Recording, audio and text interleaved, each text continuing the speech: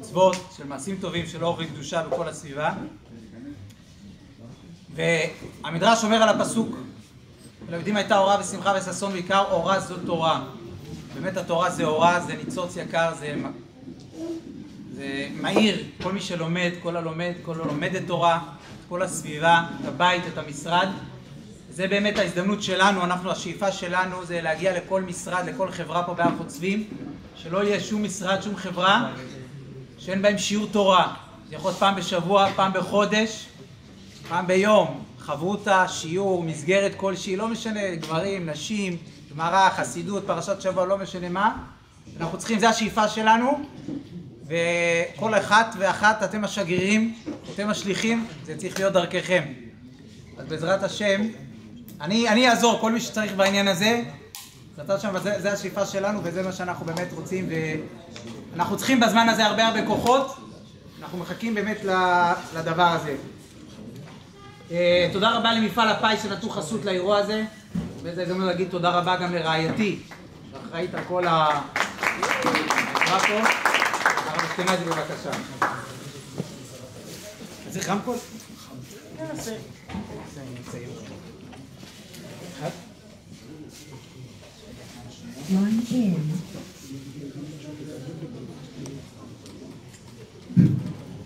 צהריים טובים לכולם, לכולן. יישר כוח על ההזמנה, יישר כוח על ההשתתפות. כבוד הרב מרזל, רבנית שהוזכרה. אני חושב שלבעל שם טוב היה הרבה נחת לבוא לראות אירוע כזה. הייתי אומר שזה תמצית החזון החסידי. אם אנחנו שואלים מהי כל תורת הבעל שם טוב על רגל אחת, זה האירוע הזה.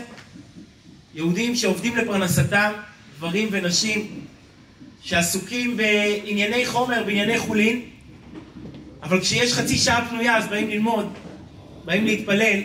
אני חושב שזה כל תורת הבעל שם טוב על רגל אחת, החיבור בין עליונים ותחתונים, לחפש את הניצוצות איפה שלא מחפשים אותם, לחפש את הניצוצות בתוך העולם הזה, בטבורו של העולם הזה, ואיפה העולם הזה, אם לא במגדלים כאן.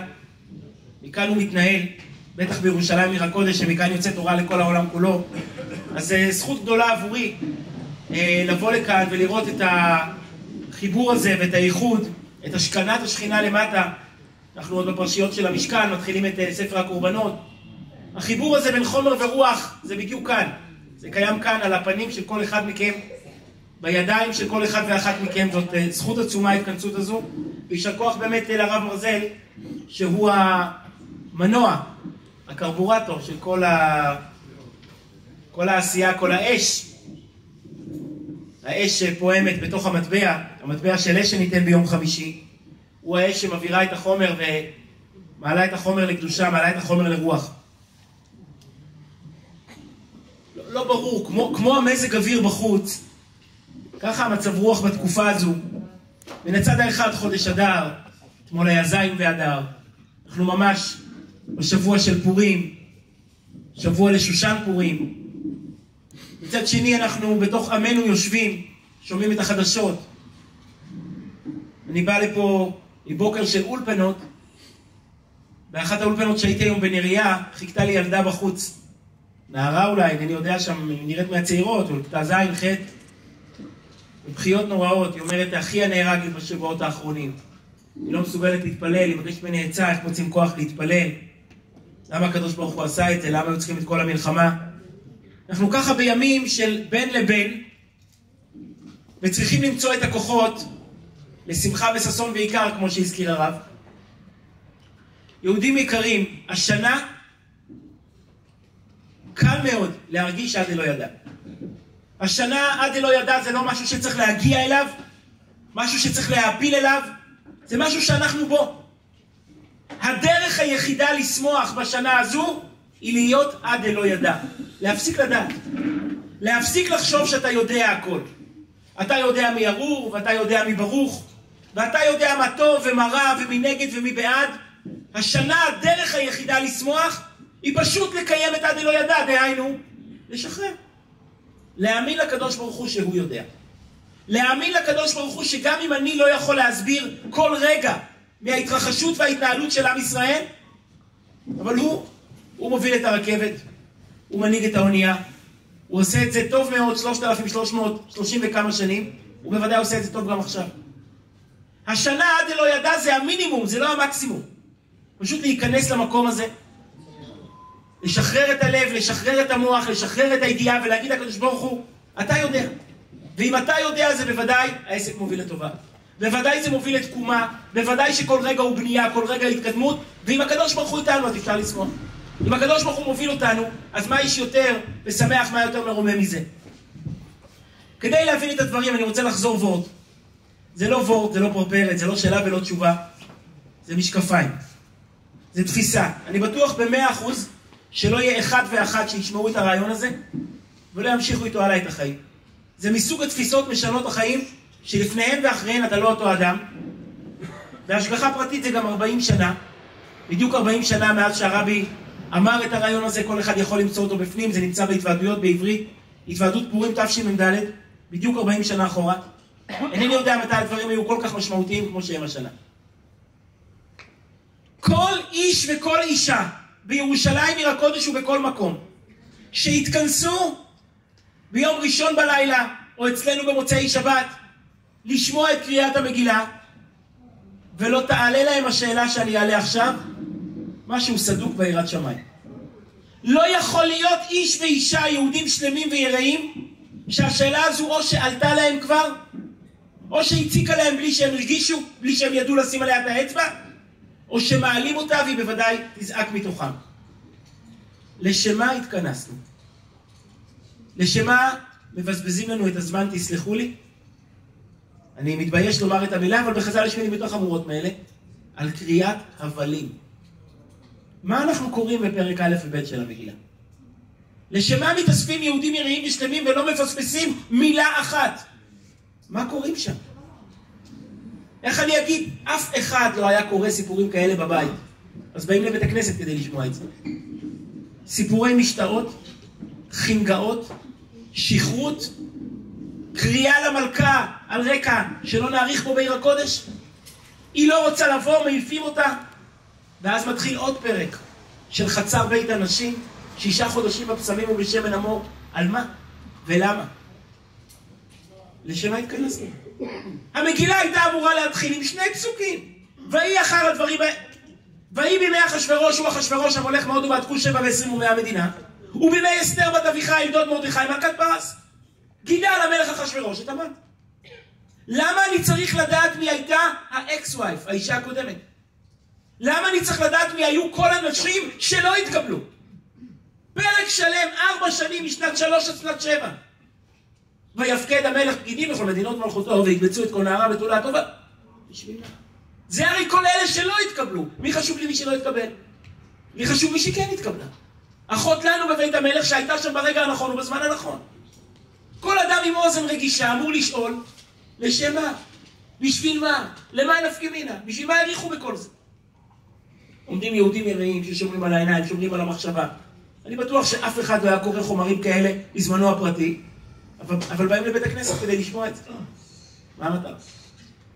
אני קצת, היות שהשנה מותר לנו לשכוח, אדם הרי זוכר עד י"ב חודש, השנה אנחנו בי"ב חודש ועוד 3 שבועות, מותר לנו כבר לשכוח את המגילה משנה שעברה. אני רק אזכיר כמה זה ארוך, כמה זה מסורבל, כמה זה לכאורה מיותר לחלוטין, לא מוסיף שום דבר. המגילה מתחילה עם סיפורים על 2 משתאות. משתה ראשון 180 יום לסגל א', לשכבה המלכותית, לשרים, לאנשי הרוח, לפוליטיקאים, לשופטים. הוא לא הסתפק בזה, הוא עורך משתה שני 7 ימים לכל העם הנמצאים בשושן. למה? ראיתי פעם הסבר יפה מאוד. למה הוא צריך משתה נוסף לכל העם הנמצאים בשושן? כי במשתה הראשון הוא לא יכול להתפרע. הוא לא יכול לעשות את מה שהוא אוהב. המשתה הראשון הוא אריסטוקרטי, הוא מכובד. הוא יושב עם סגל א', עם אנשי הרוח, עם השופטים. הוא מסכן, הוא צריך ללבוש טוקסידו. אבל מי הוא היה? הוא לא היה מהם. הוא הרי היה איש שומר סוסים. הוא היה סייס, אדם נמוך, שפשוט התחתן טוב, התחתן עם ושתי, הבת של בלשצר. אז המשתה הראשון לא מספק אותו. לא ככה הוא רגיל לחגוג. מסכן צריך לשבת עם הפליט על הברכיים. לא ככה הוא רגיל לחגוג. אז הוא עורך עוד משתה 7 ימים לכל העם הנמצאים בשושן. יעני, לחבר'ה. ואיתם הוא יכול לעשות את מה שהוא אוהב. ניכר אדם בכוסו ובכלסו. הוא שותה, הוא מתבהם, הוא מנבל את הפה, הוא קורא לבשתי להראות עמי בשרים את יופייה כטובת מראי, והיא לא רוצה לבוא. היא הבת של בת שצר, היא בת מלך. היא אומרת לו, אתה לא יודע לשתות? כמו שאומרת הגמרא, אבא ידע לשתות. נו! הוא קורא לה, מעביר אותה ממלכותה, יוצאת האגרות הראשונות להיות כל יסורר בביתו. זה עוד לא מספיק כל האריכות הזו. ואז מתחיל פרק ב', עוד 20-30 פסוקים. מוסדות האיתור, מנגנון האיתור, למנות את המלכה החדשה. 4 שנים בשנת 307. כל המסלול שהן עוברות. ובזה, הנערה בעל המלך את כל השעות אומר, הנה, מה הולך? התבלבל? מי שואל את השאלה הזו? לא אני, המשנה. המשנה שואלת מאיכן חייב אדם לקרוא. כמה יכול אדם לחתוך מהמגילה המיותרת הזאת? מביאה הגמרא 4 דעות. דעה אחת רבי יהודה אומר, יתחיל מאיש יהודי. מה זה איש יהודי? פרק ב'. יוותר על פרק א'. מה הוא צריך לשמוע? על סיפורי המשתאות, על הראייה הקודמת. שלא ידע. יש דברים שעדיף לא לדעת. הוסיף דעת, הוסיף מחור. דעה שנייה יתחיל מאחר הדברים האלה גידל המלך את המן. לא ידע מסיפורי בית אנשים. מה צריך לדעת? רבי שמעון בר יוחאי אומר, יתחיל מבלילה הוא, מפרק ו', יחתוך יותר ממה שיקרא. רבי מאיר אומר, זאת הדעה הראשונה במשנה, חייב לקרוא את כולם. והגמרא שלא כדרכה, פוסקת, אמר רבי יוחנן, הלכה כדברי רבי מאיר. אין דרכה של הגמרא לפסוק הלכות, דרכה של הגמרא לפלפל בדברי התנאים, לא להכריע בדברי התנאים. כאן הגמרא יוצאת מגדרה, שלא יתרשם אחד מההצגה שעשיתי פה, וחס ושלום יפספס מילה אחת מהמגילה, ולכן חייב לקרוא את כולם, וכולנו יודעים הלכה פשוטה שאין חולקים עליה, שמגילת אסתר היא הפרק היחיד בכל תורה, נביאים וכתובים, שחייבים לשמוע את כולם. אפילו לא בקריאת התורה, תקנת משה רבינו, תקנת עזרא הסופר. דברים דאורייתא, התחלנו ספר ויקרא, הספר החמור בין הספרים, כל מילה ציווי, כל מילה מצווה, כל מילה דין. אדם לא שמע. באמצע קריאת התורה ילד בכה בחוץ. הוא יצא, הפסיד כמה פסוקים. בסדר. אז הציבור שמע. אבל בקריאת המגילה לפספס מילה אחת, לא פסוק אחד, לא יצאת ידי חובה. לכן יהודים כשרים נוהגים לשמוע את המגילה בעצמם, כדי לצאת ידי חובה מהקריאה של עצמם. וכל אחד וכל אחת אמור לשאול, מה פספסת? ונועדתי לך שמה מבין הקרובים, מבין שני הכפורים. מה הולך? פספסנו כמה שטויות, כמה הבלים של חיים חומריים ובשריים, מזה עושים עניין, את זה חייבים לשמוע. מוכרח להיות פה איזה סוד. אז זה היה בדיוק כמו שאמרתי לפני 40 שנה, בפורים תשל"ד. הרבי העריך מאוד ברעיון שאני אומר אותו בכמה רגעים, כדאי מאוד לראות את זה בפנים בתוך השיחה. אבל תאמרו לי יהודים יקרים, האם יש דרך אחת לחוות את הפורים הזה בלי הרעיון הזה? מגילת אסתר מלמדת שהחיים הם פאזל. שהחיים בנויים פאזל שבנוי ממיליוני רגעים. וכל רגע הוא חלק בלתי נפרד מהפאזל. כל רגע כשלעצמו, אם אתה מבודד רגע אחד, הוא עלול להיראות לך בודד, מיותר, לא לעניין, מעציב, מרגיז, מבאס. אתה שואל את עצמך, בשביל מה עברתי את זה? למה הגעתי לפה היום? למה עברתי את היום הזה? למה עברתי את התקופה הזו? מגילת אסתר מלמדת אותך שהחיים הם פאזל אחד שלם, ואם אתה מוציא חלק אחד, אין משחק. אם זה מוצאי שבת שאנחנו עייפים, ויש חלק אחד של הפאזל על הרצפה מתחת לספה, ואנחנו כבר ממהרים לסיים עם הסידור של הבית, להתחיל את השבוע, ואז בלי שאף אחד רואה, לוקחים את החלק של הפאזל הזה, וזורקים אותו בפח. ולמחרת הילד יוציא דווקא את הפאזל הזה. מה אנחנו יודעים? אין פאזל. צריך ללכת איתו לחנות, ללכת לכפר השעשועים, לקנות משחק חדש. החיים הם בסופו של דבר מיליוני רגעים, שכל אחד הוא חלק מהסיפור. רק בסוף, כשמסתכלים מהסוף להתחלה, אפשר להבין איך שכל רגע הוא מבוא לרגע הבא. בשעת מעשה אתה לא יכול להבין את זה. רק כשאתה קורא את כל הסיפור מהסוף להתחלה אחורה, וראית את אחוריי, כמו שאומר החתם סופר, אתה פתאום יכול להבין איך שהכל מדרגות. למה הדבר דומה? תסלחו לי. אני רוצה לומר להבדיל אלפי הבדלות.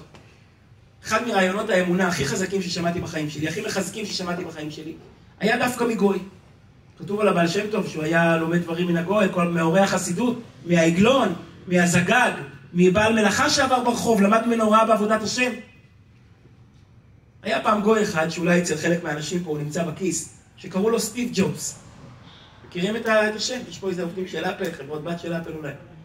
סטיב ג'ובס, אדם שבמעט שנותיו בעולם, שינה את העולם, באמת את הדרך שבה אנחנו אוספים מידע, מנגישים מידע וכו'.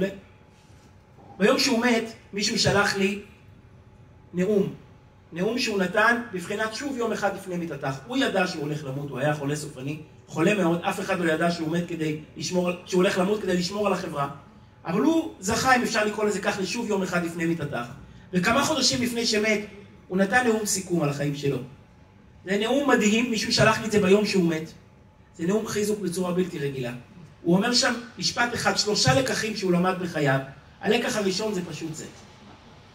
הוא אומר, החיים הם נקודות. כל נקודה נראית עומדת כשלעצמה. כשאתה נמצא בתוך נקודה אחת, אתה רואה רק אותה. אתה לא רואה מה היה אתמול ולא יודע מה יהיה מחר.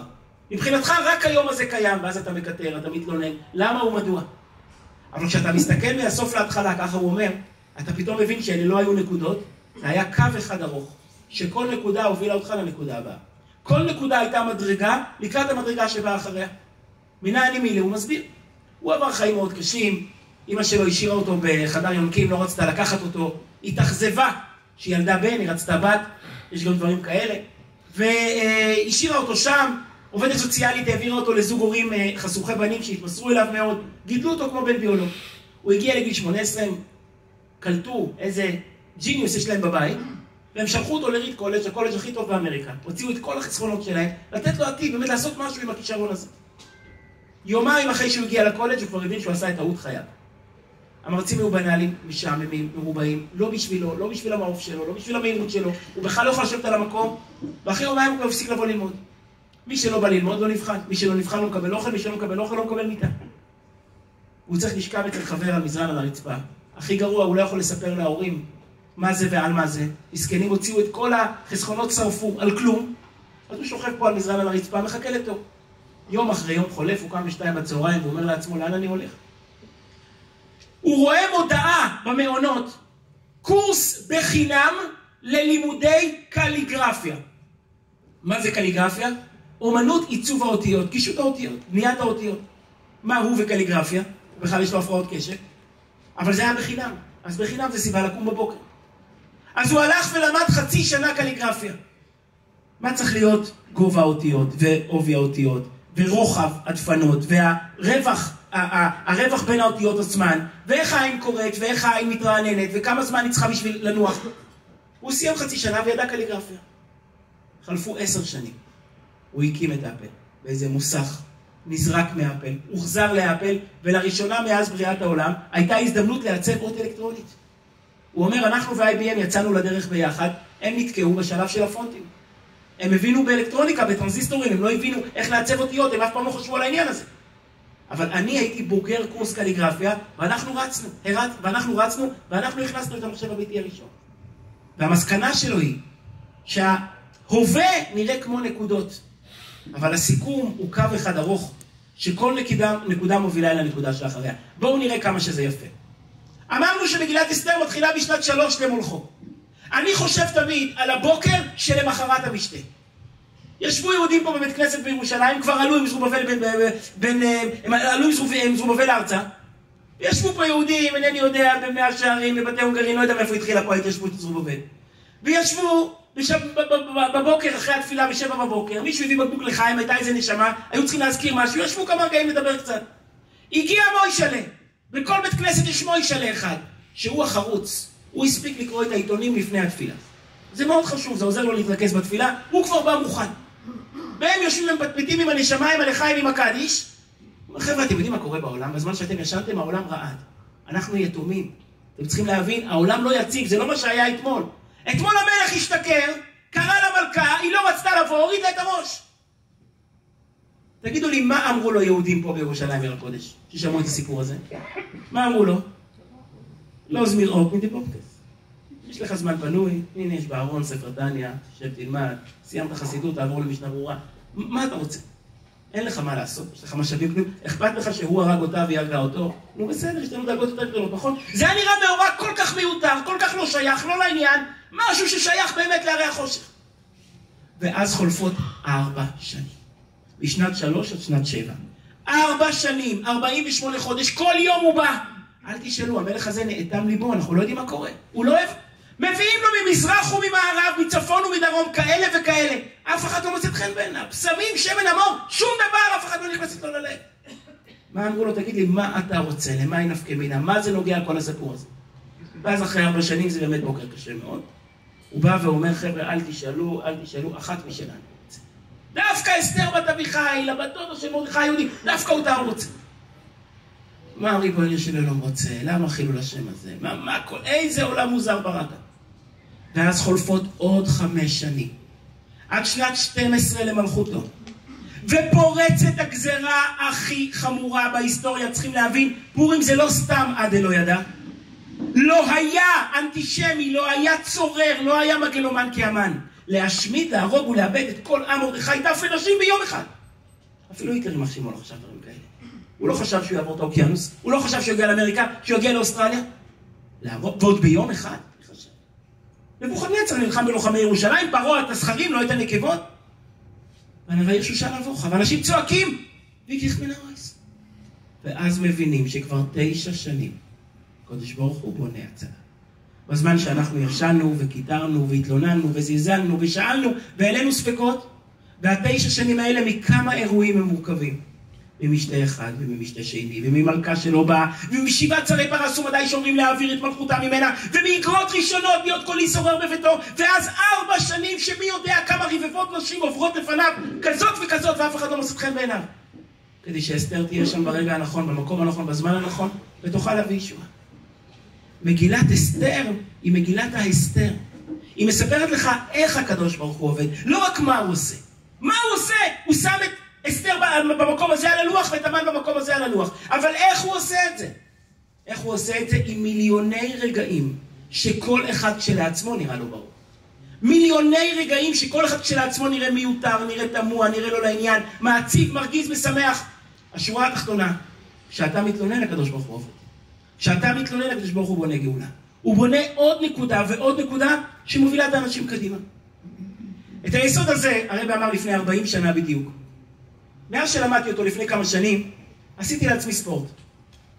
לחפש במגילה רגעים שוליים, איזוטריים, בלשון חז"ל, אני לא מפחד לומר את זה, נקרא את המדרש, אפילו רגעים דביליים, מותר להגיד את זה, זה לא מסופר על משה רבינו שם, אפילו רגעים דביליים, מטופשים, שעליהם עומד כל הסיפור. אתה מוציא את הרגע הכי דבילי במגילה, אין הצלה, אסתר לא שם, חס ושלום, אין נס. כל הסיפור של המגילה הוא, קח את האירוע הכי אידיוטי בחיים שלך, ותבין שבלעדיו אין סיפור. בלעדיו אין פאזל. כל אירוע מהקטן עד הגדול ביותר הוא יסוד, הוא אבן המשתית שעליו עומד המגדל כולו.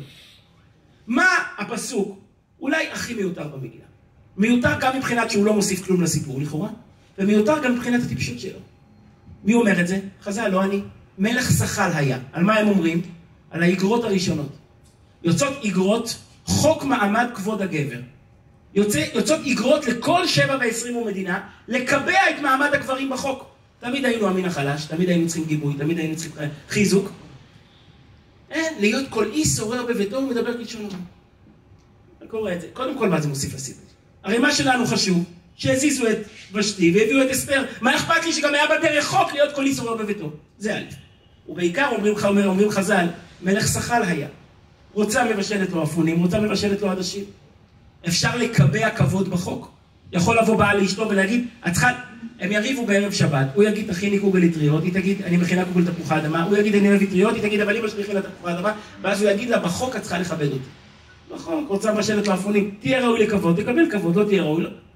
כשאני התחתנתי, שאלו אותי, כמה זמן, החתן הוא מלך, נכון? כמה זמן נמשכת המלכות שלו? הקיסרות של החתן, כמה זמן היא נמשכת? נו, כל זמן שאשתו מלכה. אם היא תהיה מלכה, הוא יהיה מלך. אם היא תהיה חלילה סמרטוט, הוא ידלי. אבל הסיפורים האלה, בחוק את צריכה לכבד אותי, החוק קובע שאני ראוי לכבוד. אפשר לדרוש כבוד מבחינה חוקית. זה הרי מלך שחל היה, כל הסיפור הזה, מתחילתו ועד סופו. הוא לכאורה אידיוטי לגמרי. ראיתי פעם רעיון גאוני בחתם סופר, תשמעו. הוא אומר, חתם סופר, אני לא מבין כלום. פרק ב' במגילה. דופקים אצל מרדכי בבית. שלום מרדכי היהודי, שמענו שיש אצלך אישה נושאת חן בעיני כל רואיה, אנחנו רוצים לקחת אותה למלך. למלך, הגוי, השגץ. מה אמור לעשות אבא יהודי, אפילו אם הוא לא מרדכי היהודי, אפילו אם הוא סתם יהודי מן השורה? מה הוא אמור לעשות? להבריח אותה, להטמין אותה, להחביא אותה. מה הוא נותן אותה? מה הוא היה צריך לומר? תשמעו רבותיי, ימים חדשים הגיעו, אנחנו בתקופה פמיניסטית, נשים עושות מה שהן רוצות, היא לא מספרת לי לאן היא הולכת. היא הלכה לבקר את דודה שלה, את סבתא שלה, היא עלתה לארץ ישראל עם זרובבל בן שאלתיאל, אינני יודע איפה היא. מה הוא נותן אותה למלך? שאלה עצומה. עד עכשיו באונס, מה פתאום אפשרת את האונס? אומר החתם סופר, 4 חודשים קודם, 4 שנים קודם, משנת 3 למולכו, חוקקו חוק להיות כל איש שורר בביתו.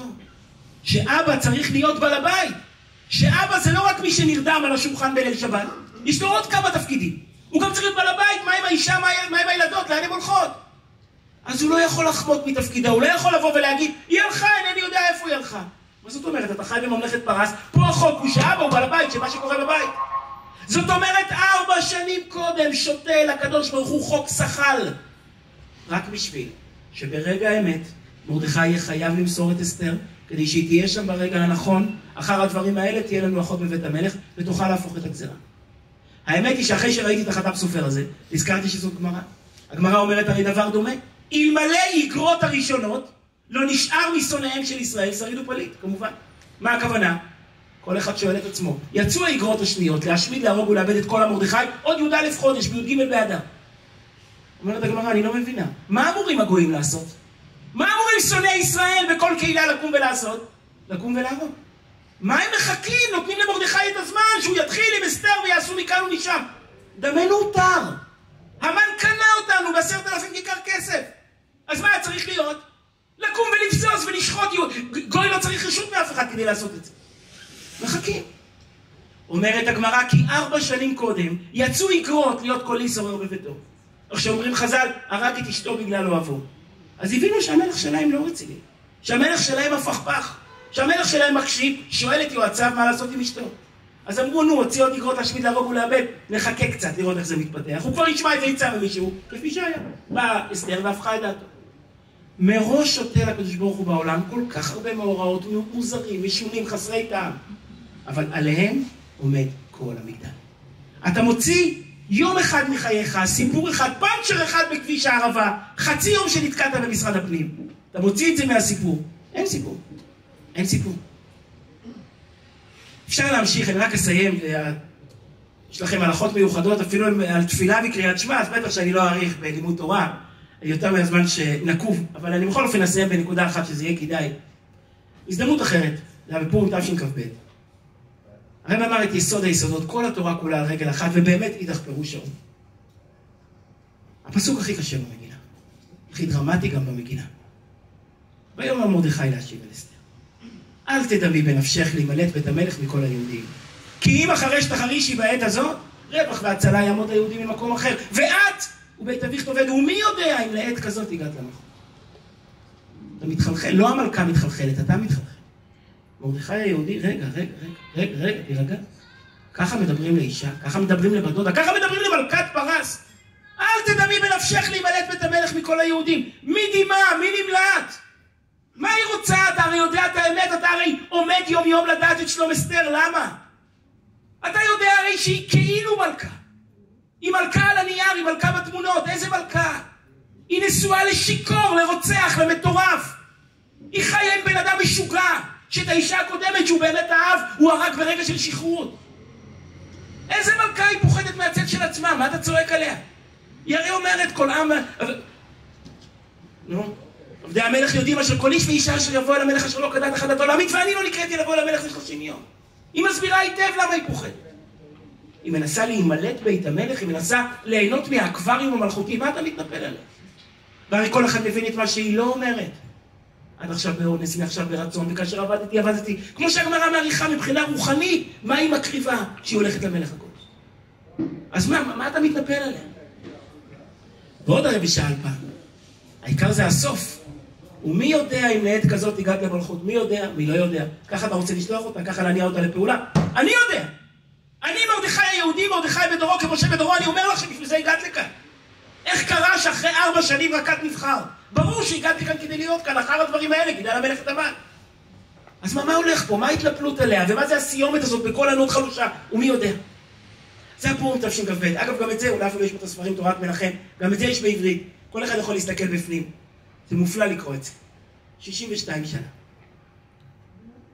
מרדכי אומר לאסתר כך, מי יודע? מי יכול לענות לך על השאלה למה?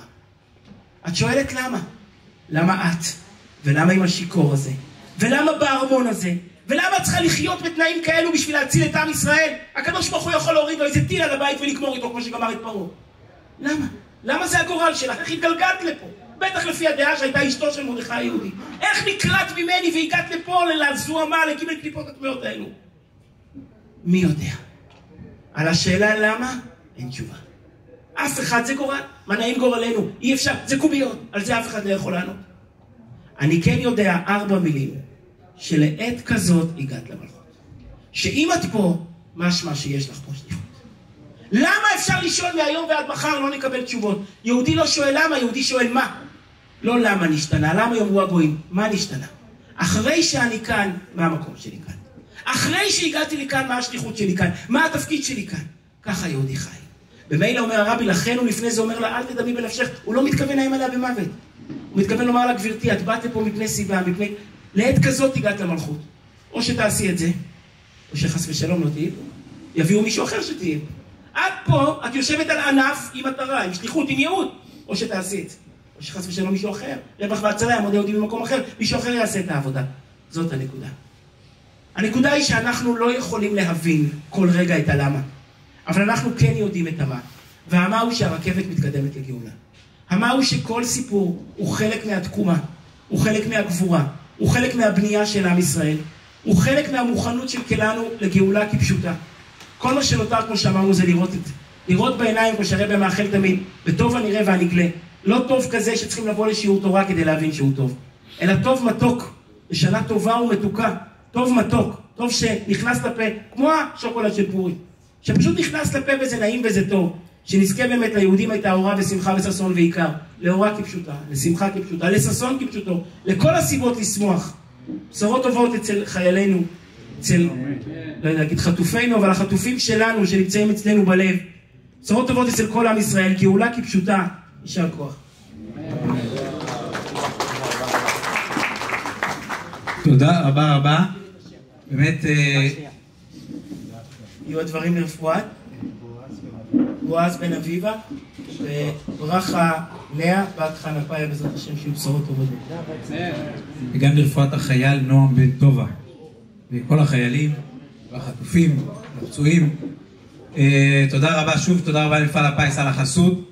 בעזרת השם שיהיה עוד כאלה אירועים כאן, זה יהיה מיכאל לך רק נוסיף מכאן לעוד אירועים, לעוד דברים טובים כאן ובמשרדים, בחברות. תודה רבה גם לניסן על הפרסום ממנהלת ארוחות צבי, תודה רבה על כל הפעולות של מנהלת ארוחות צבי. עכשיו תפילת מנחה, ויש גם שי שכל אחד יכול לקחת. רפואה שלמה לאבא של תלמיד, מאיר בן בייר. מאיר בן בייר. בייר. רפואה שלמה. רפואה שלמה של? איך? עדנה בצרה.